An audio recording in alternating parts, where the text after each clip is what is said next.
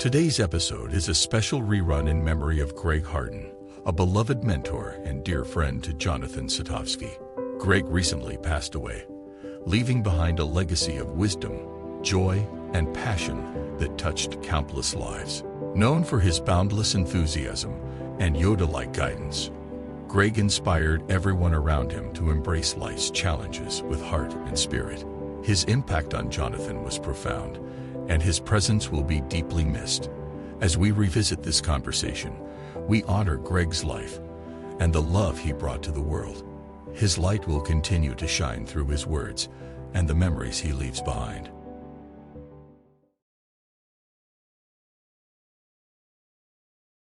Welcome to Wisdom, Wealth, and Wellness. This is Jonathan Satovsky of Satovsky Asset Management. And wow, today I'm so fired up, I can't really contain myself. I'm trying to keep my emotions calm. I'm trying to keep myself together. I'm here with a living legend, life coach, motivational speaker, executive coach, the author of a new book, Sane in an Insane World, Controlling the Controllables, Greg Harden. He's been the executive consultant, best known for his work with 7-time Super Bowl champ quarterback Tom Brady, Heisman Trophy winner and Super Bowl MVP Desmond Howard, 23-time Olympic gold medalist Michael Phelps. Many, many more people that you haven't heard of that he's touched their lives, including myself. So I don't even know what to say, but I'm going to start off by just saying thanks for showing up. Thanks for showing up, Greg. Oh, John, welcome. You know it's a thrill to be in your presence anytime, and I'm just excited for this chance to chat with you and your people. So I got so many questions. I don't even know where to start. But when we were talking about this, you were like, hey, let's blow up a traditional format. I like to talk a lot about instead of people searching the World Wide Web, they're searching for one of three things: wisdom, wealth, or wellness. One of those three things. And I imagine that when people come sit in that chair, the famous chair, they think they're coming for one thing and they end up getting something else. So maybe we could start with, tell us a little bit about the beauty of Greg. How do you tap in? How do you tap in to just get at the heart of it and punch someone in the eyes in a carefrontational way, but you extract from something that people have never seen before? Well, John, I think I understand your question. The bottom line is that people will walk in and they're interested in talking about their coach, or they're talking about their boss, their employees. And what you end up talking about to them is how important it is for them to focus, refocus, and think about what's important to them. You try to get them to begin to see that if you're trying to become a better athlete, I have to convince you that you want to become a better person, a better human being. I have to convince you that if you want to be physically fit, you have to be mentally and spiritually fit. I have to convince somebody that instead of thinking about what's not working, they've got to look at what can they control. You can control so many things. For example, I'll give you a concrete sports example. My coach doesn't like me. My coach, he doesn't give me the right amount of playing time. My coach doesn't listen to me. Boom, boom, boom, boom, boom. Okay. So how old is your coach? Huh? How old is your coach? 45, 50 years old. I said, so what's the likelihood of your coach changing? It's not likely. So what are your options? And many people instantly say, well, the only thing I can control is how I respond, and that's where we're trying to go. John, we're constantly trying to get people to control what's under their ability to control. I can't control my coach. I can't control my teammates. I can't control my employees. I can't control my family, my kids. What I can control is my response and how I view and interpret what's going on. So it's interesting you say that, because I had a conversation this morning with a guy who, being in finance, people like to talk to me about money. And he's like, it's the first time ever that bonds are going to outperform stocks over the next 30 years. And I said, who told you that? He goes, oh, the Wall Street Journal. I said, hold on a second. I said, listen, I believe in evidence, but let's just frame what you're saying for a minute. You may or may not realize, but at this moment in time, it happens to be that you're in the populace. The vast majority of the population actually would agree with you by way of how people are allocated. For the first time since the global financial crisis, more people are geared toward bonds over stocks. So you're in the consensus. The question is, are you in the consensus because you're thinking for yourself, or are you in the consensus because you want to go along with the way everyone else is thinking? Look, that particular example is great, because what if we're talking about lifestyle? What if we're talking about drinking? What if I'm an executive and we always have to go out and we always go out and we always drink, and that's how we decompress? Is that what you need to do? Or is that what your group, is that group think? So you have to be so committed to becoming the world's greatest expert on one subject. You. What I try to teach anyone that will listen, John, is I'm trying to get them to become the world's greatest expert on themselves, to know what's working and what's not working in their lives. And that takes a lot more than people think it does. So teaching people how to examine their attitudes, examining their behavior, trying to decide what attitudes to keep, what attitudes to change, what attitudes to erase, what behaviors do I need to keep, what friends do I need to keep. I need to be able to distinguish as quickly as possible the people who are building me up, encouraging me, who are setting me up to be successful, and those people who are maybe not intentionally, who may mean no harm, but they're harmful in the ways that they act, the ways that they talk, the ways that they think. You know what I'm saying? Is it easier? Well, I have two questions. I'll follow up to that, because actually this guy I was speaking to was like, why am I doing, he was talking about something else then. He toggled the conversation. He said, well, I'm thinking about what my mom may think, or what my kids may think. I'm like, why do you care what anyone else thinks? How can you really understand what you think from the inside out? Like, how do you get to that? So I wonder whether you find it easier with 18 to 22-year-old athletes, or because they have they're more open-minded perhaps, or when someone's older, like you're talking to an executive, a CEO, like who's like 50 and said, wait a second, I got to uncode 50 years of learning of whatever I was coded, whatever improper programming by society, by my parents, by my friends, by influencing of, I'm trying to show up to please everyone else, versus really getting to know myself to unwind all that. So is it easier when someone's younger, or is there just a trigger point where it's something happens to happen in someone's life for them to be open to like reevaluating all the people they're surrounding themselves by? Very good, John. At first you were talking about what age difference, and then you switched to, is it at a certain time that somebody is open and ready to learn? You can be 18 years old and no one can tell you a thing. You can be 58 years old and open and ready to learn. Talking about, you can't teach an old dog new tricks. You can teach an old dog anything they want to learn. Right. So there are times in life where it may appear to be easier to talk to a younger person, but it's not necessarily true. So we don't want to deal in a fantasy of which one's easier. Individual difference, the time of life that it is, what just happened, it's going to trigger my ability to learn, to be open, to be committed. And so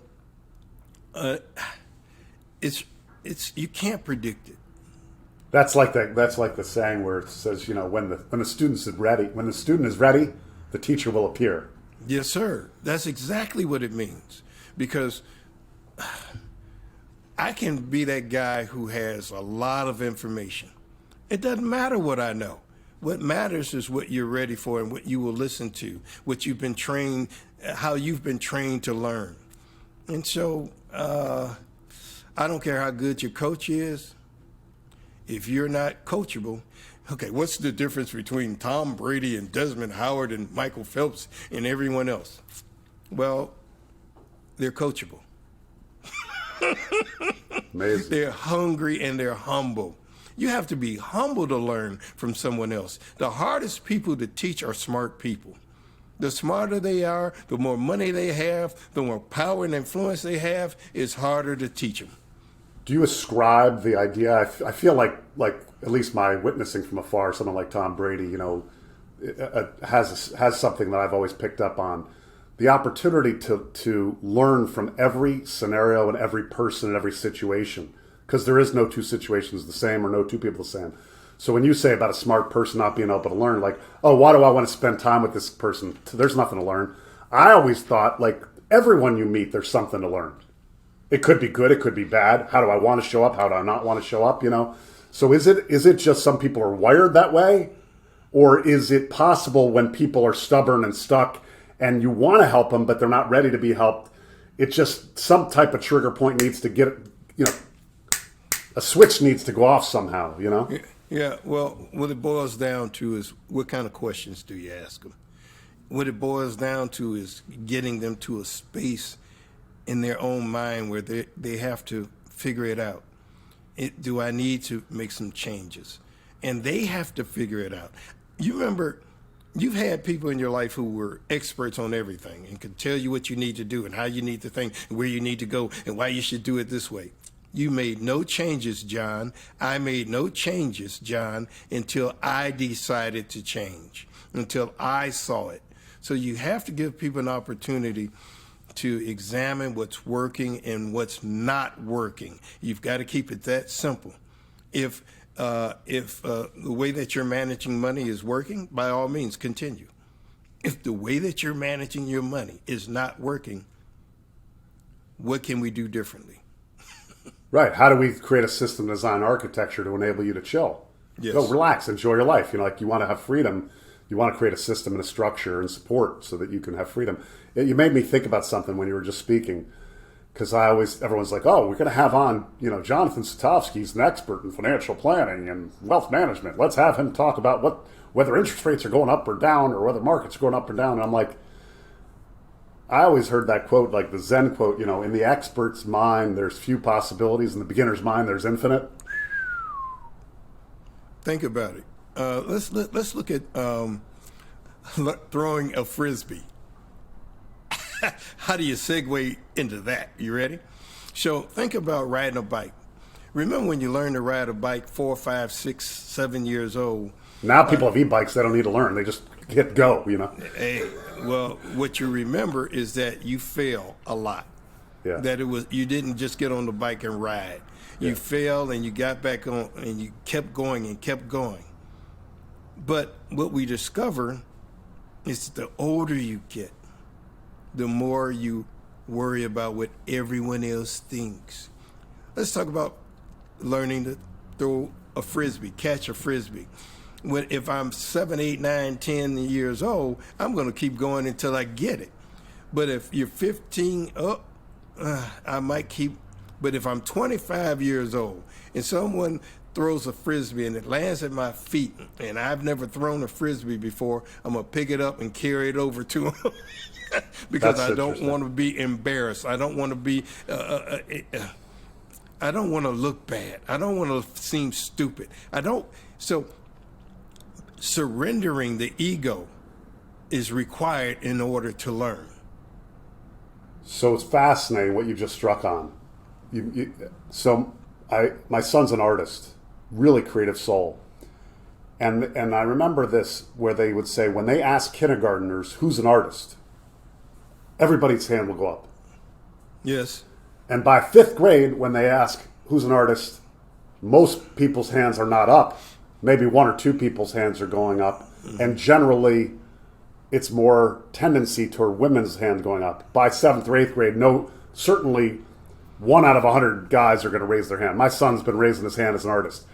I believe, and I imagine you do as a coach as well, that everyone has some artistic ability. Their artistic expression may not be the way, as you said, what their peers perceive to be an artistic expression. They just have to discover their own self-expression that is artistic and let it flourish without worrying about what other people are going to think of that expression. Is that a fair way to think about it? I think so. I mean, remember earlier we talked about age. And remember I started talking about the 25, 30-year-old guy who the Frisbee lands at their feet. But there's another 30-year-old guy who couldn't wait to throw it, who got like, right. Oh, what's this, a Frisbee? How do you throw it? And they're curious and they're hungry but humble. Yeah. That's the difference between some high-performance individuals and people who only can go so far. When you're hungry, you're eager to learn. When you're desperate to learn, it's a whole nother ball game. When you're humble enough to take advice and consider it, you don't have to do what I'm telling you to do or what I'm thinking you should do, but you have to consider it. I have to consider what you're going to tell me about managing my money. I don't have to do what you said, but if I'm not open enough to just consider it, and that's all I ask anybody that comes into my office, just consider what I'm saying. Right. So let me toggle a moment and go to the book, because I think even the title just is timeless. It's perfectly timeless. Tell us about the book and how, because obviously people know you as a sports guru, but the truth is, I think I'd like to hand it out to everyone I know.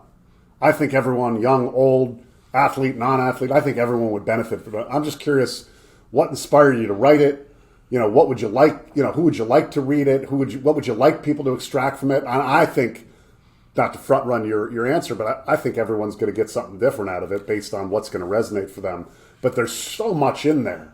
There's so much in there. So many stories. So much depth. I'm just curious what inspired you to get after it, put it out there, you know, and what you'd like people to extract from it. Well, let's take some of your questions apart. Let's go all the way back to how I am sometimes pigeonholed into being the sports guru. Let me tell you what I brought to sports. My first client was the medical school where I was engaged in trying to bring personal development to a group of young people who were trying to qualify to be medical students. My second client was the College of Engineering, and I began to work with a whole cast of characters who are all over the United States and the world, who are engineers and doctors. And I took what I did with that group to athletics. I didn't take what I got from athletics to engineering. I took what I was training and teaching people to do in a different settings. So what I would like for people to get is an opportunity to look at what does it mean to be happy, healthy, and sane. Because if I got all the money in the world and I don't like myself, if I've got all this power and influence, because we all know people who on the surface look like they have it all, but they're not happy. They're miserable, negative, and depressed. They're sometimes willing to take their own lives. And we've got all kinds of stories like that. So what I'm trying to introduce to anyone that will listen is how important it is to become the world's greatest expert on one subject. And that's to know your own baggage, know your own thrills, what gets you excited, what will make you just think that it's bloody great to be alive. But you have to first, it's so much baggage that we carry. There's so much trauma and grief that we've endured if we're human. But there's so much joy and so much excitement and so many moments that we can look at. But if we're always looking at the refrigerator half empty instead of half full, we're at a disadvantage. I'm obsessed with trying to teach people how to control what they can control and not be obsessed with trying to fix and control everything else. To practice, train, and rehearse, giving 100% of the time, which is really something I get excited about. I'm trying to teach people to give 100% at everything they do. Well, if I'm real honest, is that possible? Hell no. I can't give 100% of the time. But if that is my default mode, if that's how my foundation is, if I'm obsessed with trying to give 100% of the time, brother, my worst day is going to be better than the average man's best day. Bam! Love it. I love it. I love it.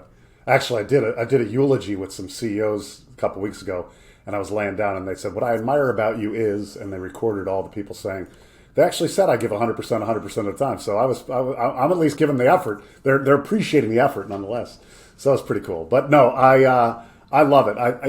There's a book that another book my kids were forced to read, and they had the parents read when my daughter was in 7th grade, called Excellent Sheep. And it said something to the tune that the vast majority of students, when they're graduating college, this was from Yale, they went in with an artistic bend, and they ended up going into management consulting or investment banking or whatever it is, and they did what the peer pressure of their parents, the teachers, and their peers. So when you tap into that and you get someone to be falling in love with themselves and knowing how to extract the joy, I don't know, what your anecdotal experience is, like how many people are living the life that other people expect of them versus the life that they want to live from their authentic selves. What do you think about that? Well, I mean, let's be we're oversimplifying, we're overgeneralizing, and we're having a good time doing it. Yeah, why not? Why not? Just for fun, for shits and giggles, The average person is preoccupied with what everyone else thinks about them. Right. And they're so naive that they really think that people are thinking about them. They're thinking about how many people thinking about them. So it's a cycle. It's a crazy, insane cycle. I wonder what they're thinking, and they're wondering what I'm thinking, and we're all preoccupied with not being authentic, but trying to satisfy and please everybody else. And so at a certain point, you've got to be daring enough to be different. You've got to be daring enough to say, hey, look, this is a true story, John. I'm working with a lacrosse team, right? And I give this, I got an hour and a half to talk to them. And we're doing these things, and I'm introducing them to all kinds of sayings and ideas, and I share with them how important it is to pursue self-love and self-acceptance. Yeah. And so I give them a chance to articulate what it would mean if they understood simple formulas. Like, remember Rudyard Kipling's if you can keep your head when all about you are losing theirs and blaming it on you, if you can trust yourself when all men doubt you, but make allowances for their doubting too, if you can wait, not be tired by waiting or being lied about, don't deal in lies. So I had them examine this, and I had the team come back in small groups and interpret different stanzas, different paragraphs, etc. So they go through this piece, and we're all happy and we're having a great time. And I said, look, I just want to be honest with you guys. And don't tell anybody I talk like this. But I just want to tell you, now I told you about how important self-love and self-acceptance is, approving of yourself. But I have to be honest with you. I really hope you guys like my presentation. I hope you approved of what I did for you. I hope that you will accept me. I just crave, and I know I have a longing for your approval. But if I don't get it, I really don't give a damn. And they cried. They laughed so hard because they got it. I said, if you don't get anything else, understand, of course we want the approval of others, but we cannot be burdened by it. We cannot be overwhelmed by it. We cannot be preoccupied with it. I hope you like me, but if you don't, I'm okay. I put it out there. You don't like it. And there's there's a funny bit. This is a little tangential, but there's a funny bit in the movie Princess Bride when the pirate is sitting down with this. The guy kidnaps the woman, and he's sitting down, and they're having a game. And he goes, "Okay, if you can guess which glass I put the poison in, you get to pick the glass. I'm putting a glass in front of you, a chalice in front of you, and a chalice in front of me. If you can pick the glass that has the poison, I'll drink the poison, and you'll be safe." If you know, so the he's wrestling in his mind. Are you the kind of guy that would do? He's overthinking. Anyway, the guy drinks it, and he goes, "Ha ha ha ha! Got him!" Because he had him turn his head. And he switched the glasses, and he's like, "What are you laughing about?" He goes, "I switched the glasses," and then he dies. Of course, he put poison in both. So it was hysterical. It's a comical scene, but it reminds me of he's trying to outguess and outthink what the other person's going to do rather than just doing his own thing. So, yeah. Let's get back to sports for a minute, because I want to talk about how you and I met. But what's interesting about sports that I always found fascinating, and I loved sports growing up. I always wanted to. I never told you this actually, but I was asked to walk onto the baseball team at the University of Michigan, but I was too afraid. Oh. I was too afraid. I was like, you know what? It's cold. I'm from Florida. I'm not going to make it anyway. I'm going to go do something else. But I love sports. I was contemplating being a sports broadcaster, playing football. I played every day. I loved it. But what I saw a stat recently that said 95% of Forbes CEOs play college sports. Wow. That's true. That's amazing. And I imagine that there's something. I know this isn't really the topic of coaching and whatever, but there's something about athletes that learn about, my perception is, discipline, coachability, what you said, the lessons of teamwork. I mean, it's such a beautiful thing. And I just, I want to give a shout out to sports in general as to the importance in childhood growth and development. And I imagine you must have an inkling of feeling the same to some degree.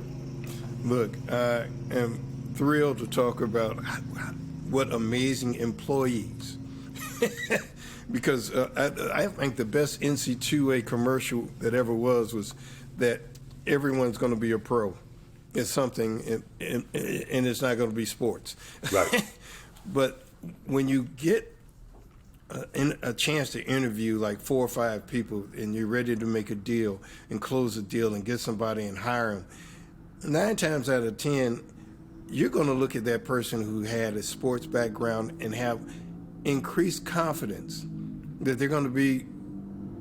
There seems to be a lawnmower in my backyard at the moment, but hopefully you can't hear it. In New York City, so it could be the ambulances going by. You're safe. But what we're clear about is that you're going to get somebody that understands working together. Yeah. Working in a group. And one of the biggest problems with organizations, if I can segue a bit, is that they start talking about, this is so and so, this is so and so's team, and we're a team. No, they're a group. And becoming a team takes more than just having 4 or 5 people in a room and trying to get them to work on a project together. If you're going to have a team in your organization, you've got to build a team. You've got to have a commitment to a set of values and norms that you're going to reinforce. You're going to have some like-minded ideas. And so building a team is what many organizations need to invest more time and energy in, instead of just calling someone a team because they're a group. But I segue. But I'm going to tell you, some of the leaders that you see in this world really do have sports background. That doesn't mean that someone who doesn't have a sports background can't be an amazing leader, but we increase the chances of them being somebody that gets it, who can push a team, who can get more out of more people. Think about what a coach really does. A great coach is someone who can get more out of you than you think you've gotten yourself. Brilliant. Brilliant. I love it. I was just hearing something about some of, whether it's John Wooden or even Bobby Knight, the diligence of their passion for learning. Or Mike Krzyzewski, the basketball coach. Anyway, all right. I want to wrap up with maybe you could just for the sake of just a little fun. We talked about the idea of how we met. I was so excited. My story might be slightly different than yours, but I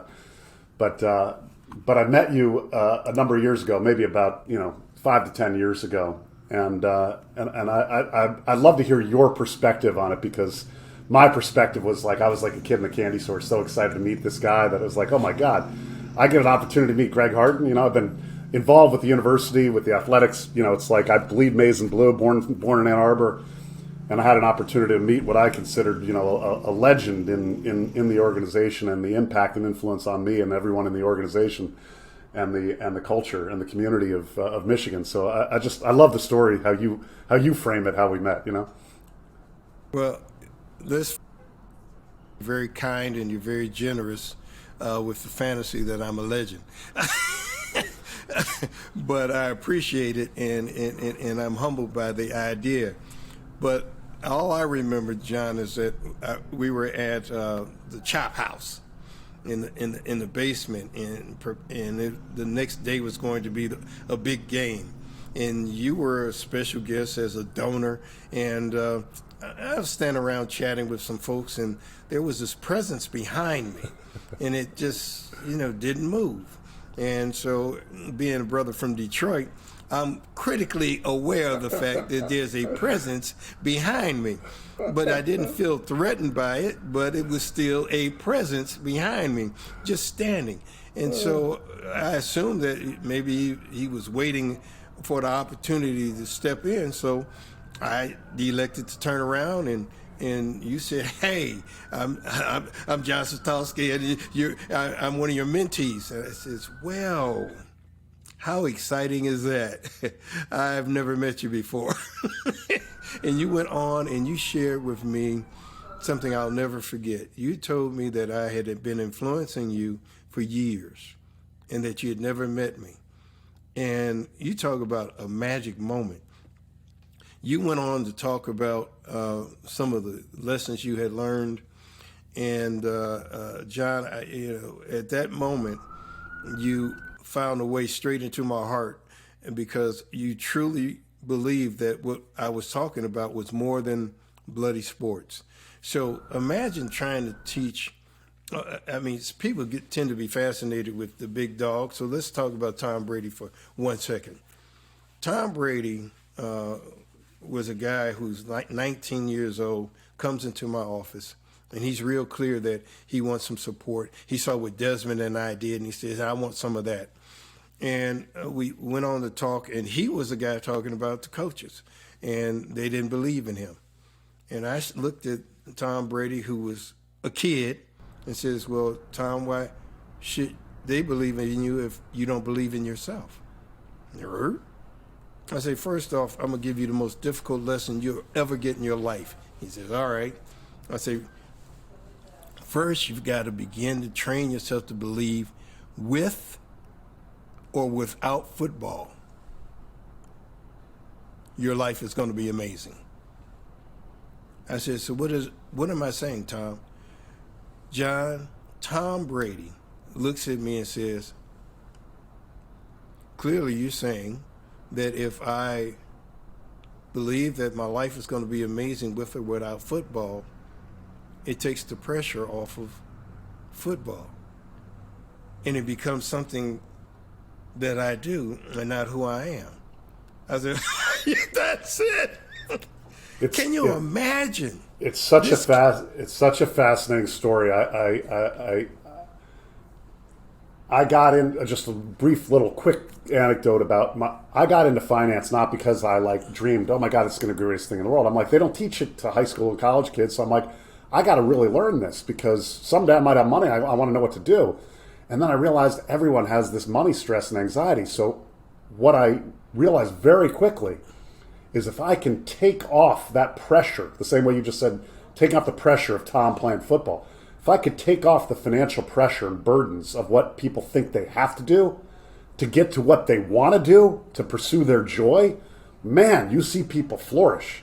You see their body language change. You see their lives change. You see them make a lot more money because it wasn't about the money. It's about showing up with joy and enthusiasm, which is the way Tom plays football, which is the way that, you get someone, their swagger back. They might have had it, but somehow they get deterred or blocked or lost, and you got them their swagger back. So I'll finish on this one last thought because it's been wrestling in my mind. It was Albert Mehrabian, the researcher of body language, who first broke down the components of face-to-face conversation. He found that communication is 55% nonverbal, 38% vocal, and 7% words. So that means that 93%, 55 plus 38 of communication is body language and tone of voice. And you think about that, yeah, you could fake that, but it's got to come from the inside out. And that emits a certain energy, like pheromones, where that people, wait a second, the way he's showing up, there's something magnetic about the way he's showing up. Let me give this guy a shot, in whatever part of the world that they're showing up. So I give you just immense gratitude and thanks for showing up for me whenever I pick up the phone, and for showing up for this conversation. And how do people find you? How do people find the book? How do people tap into Sane in an Insane World? I think it's August 15th, 2023, but where can they find it? It's going to drop August 15th, but pre-sales, pre-orders is the name of the game. I'm learning because I didn't know much about, I've never been an author and trying to promote a book. Yeah. But you can go to Amazon, you can go to Apple, you can go to all kinds of venues on the internet and pull up my name, and you can put in Greg Harden, Sane in an Insane World, and it will come. You've got to look at the trailer that is produced by Shane Salerno, who is my business partner and an unbelievable star that's produced a trailer that would make anyone get it in terms of really understanding where we're trying to go. But this book, I'm confident, is going to change lives. It's going to give people an opportunity to rethink some things. It tells stories. That's all I'm doing is telling stories. I'm not trying. You can make them a millionaire. I can only make them comfortable in the skin they're in. That's all I'm trying to do, to get them to begin to realize that if your life is going to work, it's going to be because of you. Well, thank you for doing what you do. Thank you for showing up for all the people you show up for. And again, I can't recommend this book more highly. Thanks for taking part, and anyone that reads it is not going to be disappointed. Thanks, Greg.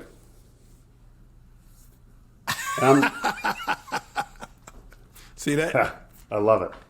There it is. There it is. But no, thanks, John. I really appreciate you and all that you do, and your commitment to helping me promote a book, which is something I've never done before, is truly valued and appreciated. But thank you for being you, and stay who you are.